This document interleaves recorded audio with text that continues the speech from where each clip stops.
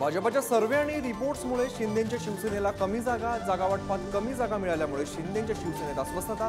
13 खासदार सोबत आल्यानंतर सुद्धा कमी जागा मिळाल्याने नाराजी। महायुतीतील सिंधुदुर्ग रत्नागिरीबाबत तिढा कायम। नारायण राणेंच्या कार्यकर्त्यांकडून स्टेटस ठेवत राणेंची उमेदवारी निश्चित, तर किरण सामंत ही निवडणूक लढवण्यासाठी इच्छुक।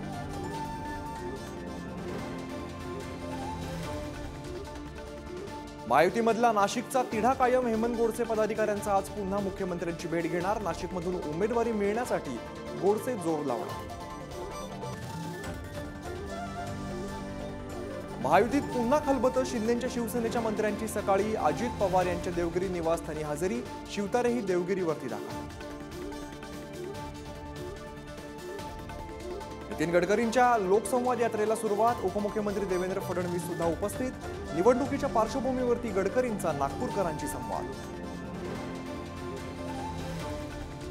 आदित्य ठाकरे रोहित पवार आज यवतमाळ जिल्हा दौऱ्यावरती। मवियाचे उमेदवार संजय देशमुखांचा अर्ज दाखल करण्यासाठी उपस्थित राहणार। दुपारी जाहीर सभेचंही आयोजन।